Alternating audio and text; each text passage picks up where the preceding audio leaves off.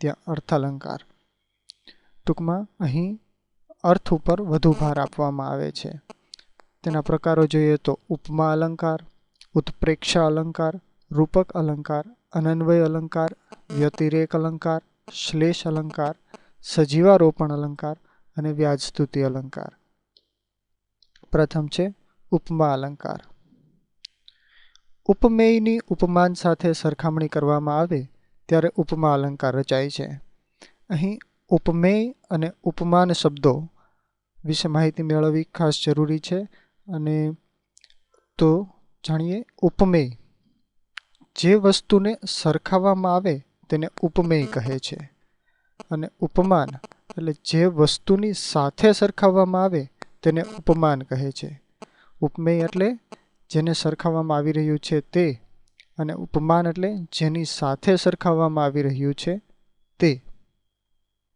અને વધુમાં આગળ માહિતી મેળવીએ તો સાધારણ ધર્મ, જે સમાન ગુણધર્મને કારણે ઉપમેય અને ઉપમાનની સરખામણી કરવામાં આવે તેને સાધારણ ધર્મ કહે છે। અને જે શબ્દ વડે આ સાધારણ ધર્મ સૂચિત થતો હોય તે શબ્દને ઉપમાવાચક કે વાચક તરીકે ઓળખવામાં આવે છે।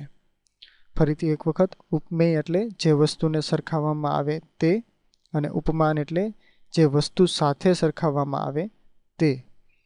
ઉપમાવાચક શબ્દો શું, શી, શા, જેવું, જેવા, જેવું, જેવી, જેમનું, તેમનું, સરખું, સમોવડું, તુલ્ય, પેઠે, માફક આવા બધા શબ્દો આવતા હોય ત્યારે ઉપમા અલંકાર બનતો હોય છે।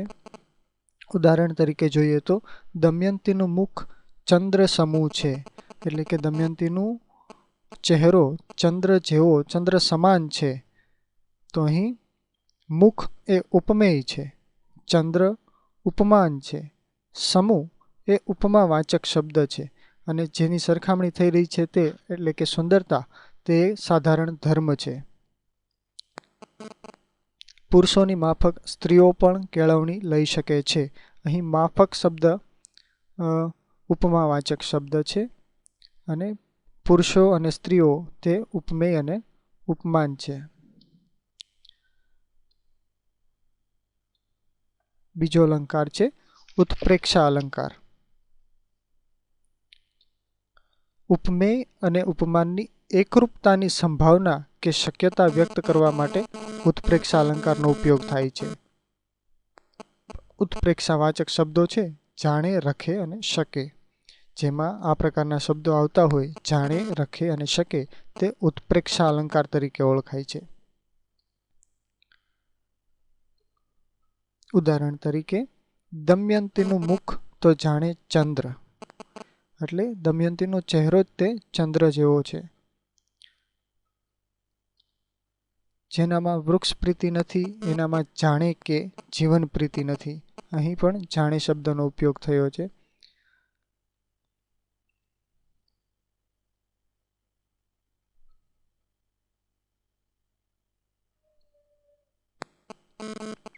રૂપક અલંકાર।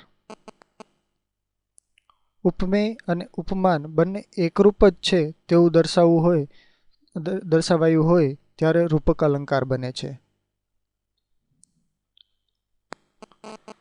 દમયંતીનું મુખ તો ચંદ્ર છે, અહીં મુખને જ ચંદ્ર માનવામાં આવ્યું છે, એટલે કે ઉપમેય મુખ અને ઉપમેય મુખ એ જ ઉપમાન ચંદ્રનું રૂપ છે। ટૂંકમાં ચંદ્ર અને મુખને એકરૂપ બતાવવામાં આવ્યા છે। બિંદુને નવી માં મળતા પ્રેમ સાગરમાં ભરતી આવી। ફાગણના વૃક્ષો પરથી સૂરજને ખરતો જોઉં છું। હરખને શોકની નાવે જેને હેડકી। અહીં હરખ અને શોક બંને સમાન દર્શાવવા માટે પ્રયત્ન થયો છે। ત્યાર પછી છે અનન્વય અલંકાર। ઉપમેયની ઉપમાન સાથે જ સરખામણી કરવામાં આવે ત્યારે અનન્વય અલંકાર બને છે। ટૂંકમાં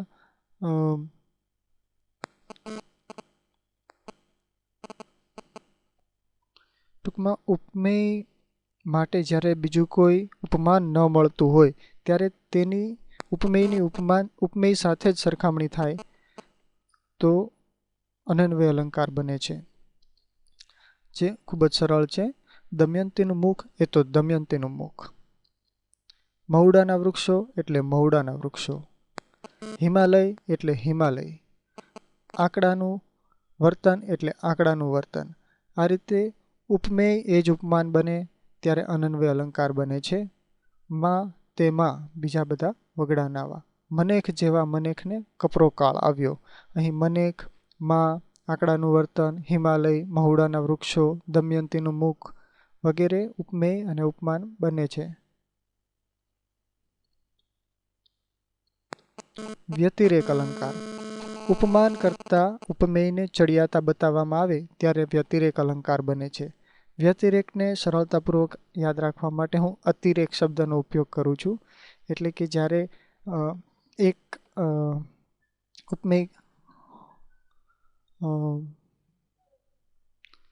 અતિરેક એટલે વધારે પડતું, ટૂંકમાં એક કરતાં બીજું વધારે પડતું હોય ત્યારે વ્યતિરેક અલંકાર બને છે. ઉદાહરણ જોઈએ તો દમયંતીના મુખ આગળ ચંદ્ર પણ નિસ્તેજ છે. એટલે કે દમયંતીના મુખને વધારે પડતો તેજસ્વી બતાવવામાં આવ્યો છે ચંદ્ર કરતાં. બાપુનું હૃદય ફૂલ કરતાં પણ કોમળ હતું. એટલે કે અહીં તેમના હૃદયને ફૂલની કોમળતા કરતાં પણ વધારે કોમળ દર્શાવવામાં આવ્યું છે. ટૂંકમાં કોઈ પણ રીતે ઉપમાન કરતાં ઉપમેય વધુ ચડિયાતું બતાવવામાં આવે, સારું બતાવવામાં આવે ત્યારે વ્યતિરેક અલંકાર બનતો હોય છે.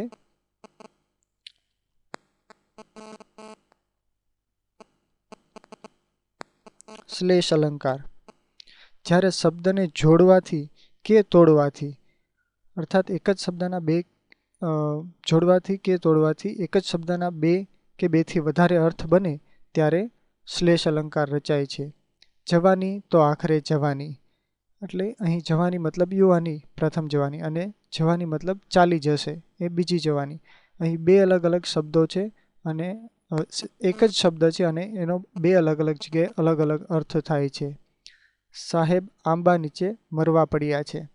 મરવા એટલે કાચી કેરીઓ આંબાની, અને એક મરવા એટલે મૃત્યુ પામવું. સાહેબ આંબા નીચે મરવા પડ્યા છે. અહીં શબ્દ એક જ છે પરંતુ આખું વાક્ય બે અર્થ રજૂ કરે છે.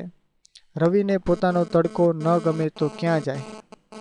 તો અહીં રવિ જો છોકરાના સંદર્ભમાં લઈએ તો વ્યક્તિના સંદર્ભમાં લઈએ તો તેને પોતાનો તડકો ન ગમે તો ક્યાં જાય,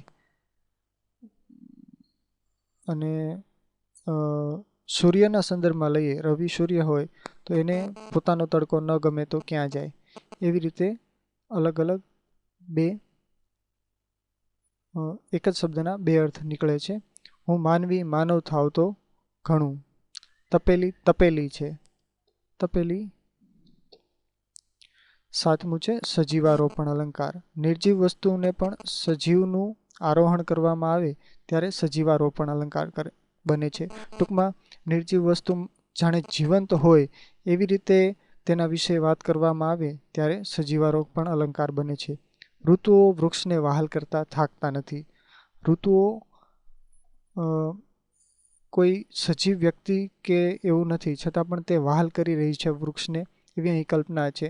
તો અહીં નિર્જીવ વસ્તુઓને પણ સજીવની જેમ ગણતરી કરીને એના વિશેની વાક્ય રચનાઓ થઈ હોય છે.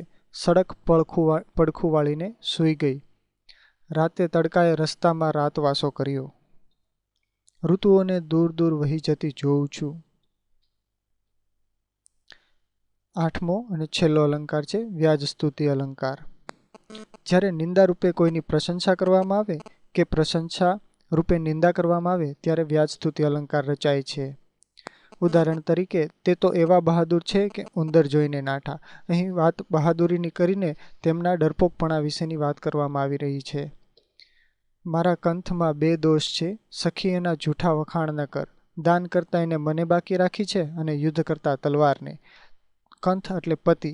સ્ત્રી તેના પતિ વિશે વાત કરે છે કે તેનામાં બે દોષ છે. એક રીતે તે દોષની વાત કરે છે, જ્યારે બીજી રીતે તેની દાનની મહાનતા અને યુદ્ધ કલાની વાત કરે છે.